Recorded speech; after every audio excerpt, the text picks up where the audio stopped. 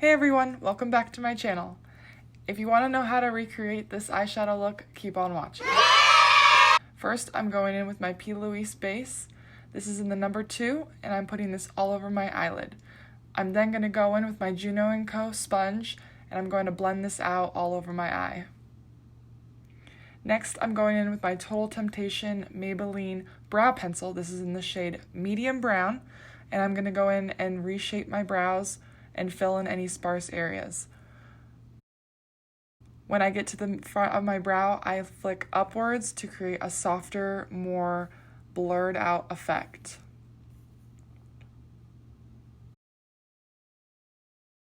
Then I'm going to go in and clean up my brows with the same Plouise base, or any concealer will work as well. I'm going to go ahead and go on the top of them too, just to make sure everything's nice and clean.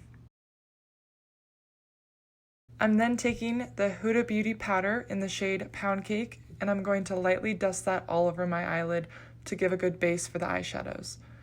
I'm taking the BPerfect Carnival palette, and I'm using the rosy pink burgundy shades today. So then we're going to start out with the lightest pink shade, and we're just blending that into the outer crease. I'm then taking a darker shade and building up the color to accentuate the pigment and make it look darker. I'm going to take a clean, fluffy brush and buff out any harsh lines just to make sure I have a really smooth transition. Just keep blending. I mean, blend, blend, blend. They say, you can never blend too much. If you think you've blended enough, you haven't. You need to blend more. So now I'm taking a dark burgundy shade, and I'm just putting that in the outer corner and in the inner corner. Because I'm creating a halo eyeshadow look, you want the dark on the outside and in the inner corner of your eye. Just keep on packing on more eyeshadow and blend it slowly so you build up that dark color without going too heavy. And then I'm just building it up over and over again. I'm going to take a clean, flat, fluffy brush and then blend out that line a little bit. And then I'm going to pack on more of the dark shade. Just keep building that darkness up. And then go back in with your fluffy brush if needed and just blend out any harsh lines. Taking the Plouise blank canvas, and I'm going to just cut my crease just in the center of my eye. This is going to create that halo effect, and it's also going to give a good base for any other pigments I want to put on there. Oh yeah, it looks good. Real good. Now I'm going in and taking an orange shade, and I'm putting that just on the outer corner of what I just created, on both sides, being sure not to go too far to the top. I'm then going to take a yellow gold shade, and I'm putting that just all in the center. I then take some orange shade, and I kind of blur that into the yellow a little bit more so the transition's softer. Now take more of that burgundy and blend out that line a little bit so it's not as harsh. So that burgundy shade will blend into the orange. Oh dang, she looked good. Now I'm spritzing my brush with a little bit of Fix Plus, and I'm going to dip that into my powder. This is from Peaches and Cream, and it's in the shade Luxe. Now I'm using my Lash Pop lashes in the shade Oh Money, my favorite lash glue, and it's by House of Lashes, okay? And we gotta let that shit dry, you guys. Do not put that lash on. Do not put that lash on until that glue is tacky. That is the key to getting that lash to stick perfectly. Now I'm going in with the Beat Shield by Crave Beauty. This is a sunscreen, SPF always, you guys. You know that.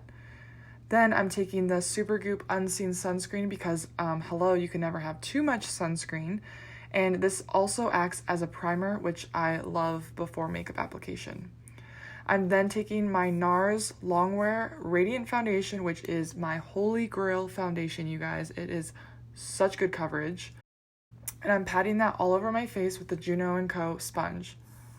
I'm then going in with my favorite concealer. I love this concealer. It's by Kosas. I hope I'm saying that right. Probably not.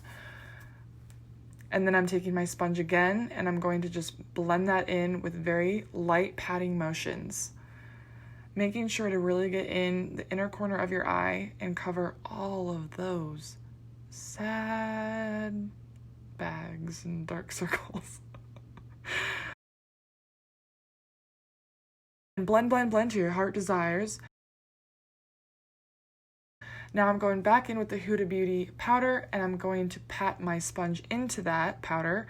Dust a little bit off because you don't want too much, and I'm lightly patting that under my eye to set the concealer I just put on. I'm then going in with the Huda Beauty Tantor cream bronzer, which is amazing.